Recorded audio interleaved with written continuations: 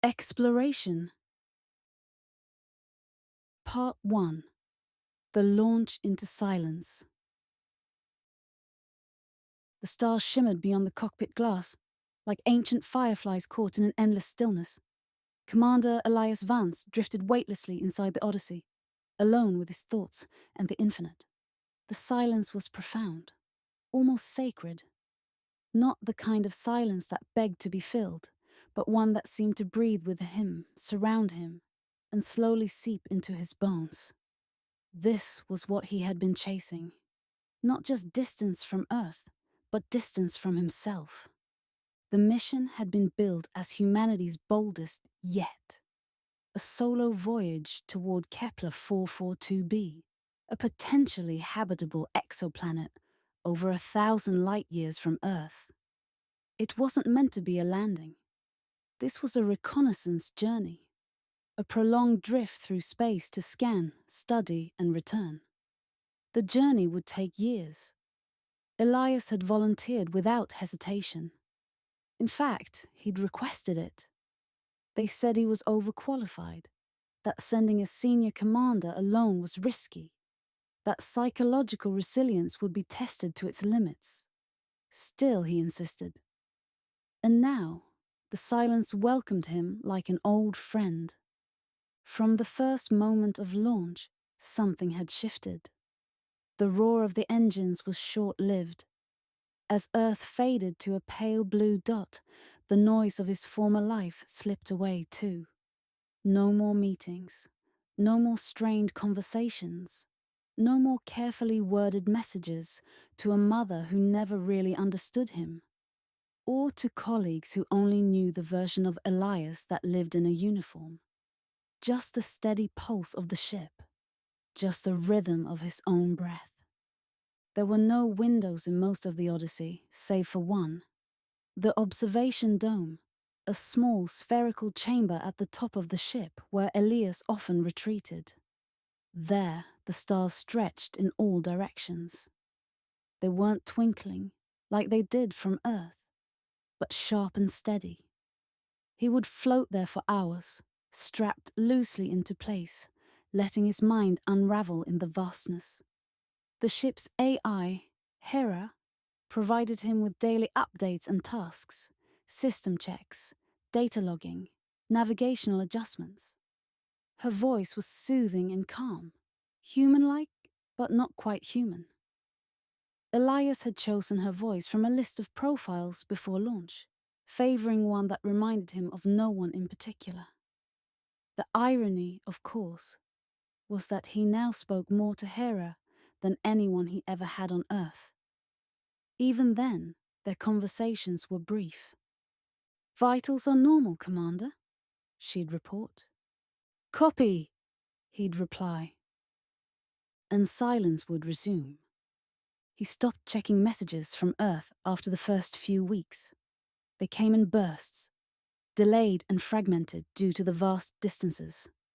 A birthday video from his sister, a letter from a former mentor, a recorded segment of Earth news.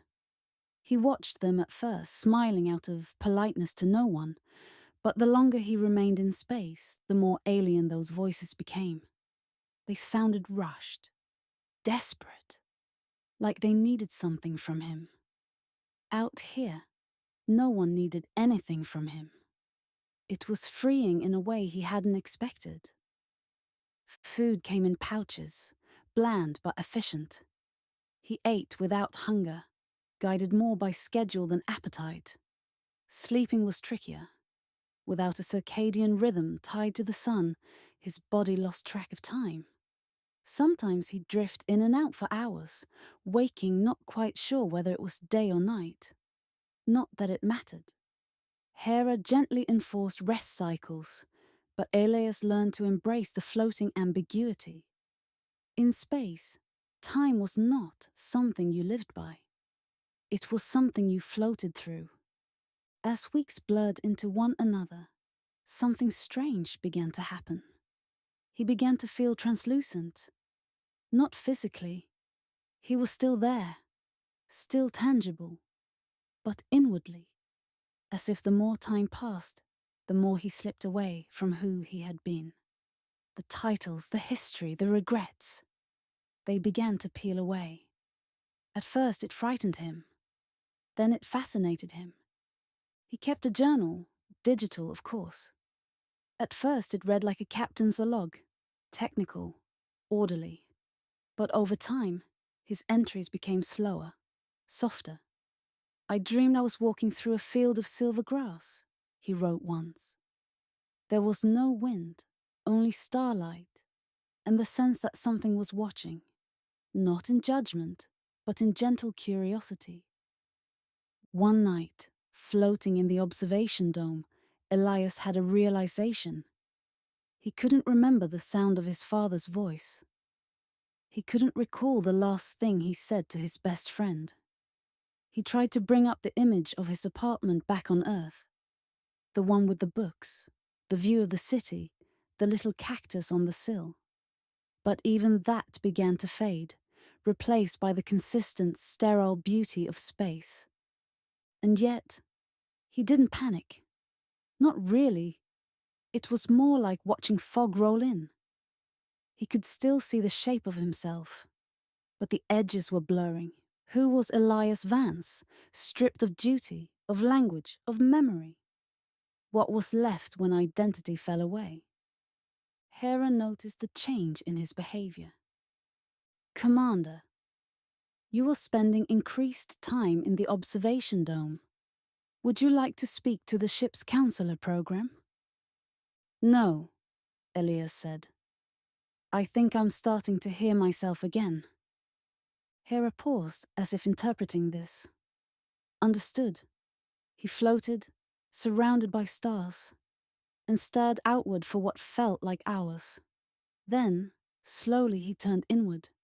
He thought of his childhood, not specific memories, but feelings. How small he felt, lying in the backyard at night, staring at the stars through a sleeping bag opening, wishing to one day leave Earth. He had imagined it would feel triumphant. Instead, it felt honest. Out here, stripped of everything, Elias was beginning to understand something he could never articulate before. Not with words, not with earthly logic. Out here, he was not the man in the photos, not the one in the mission briefing slides. He was something smaller and vaster at once. A single consciousness in an ancient, echoing corridor of stars. And yet, as the day stretched forward, a quiet ache began to grow inside him. It wasn't fear. It wasn't homesickness exactly. It was more like the feeling you get when you suddenly remember a dream. Not the details, but the sense that something important happened. Something you've forgotten and need to retrieve. He found himself whispering into the void one day. Not a prayer. Not a question. Just a statement. "I don't know who I am anymore." The words disappeared instantly, swallowed by the air, the void, and the dark. But something, deep in his chest, stirred, as if the vast silence around him was not empty after all, as if the universe had been waiting for him to admit it, so it could begin to answer.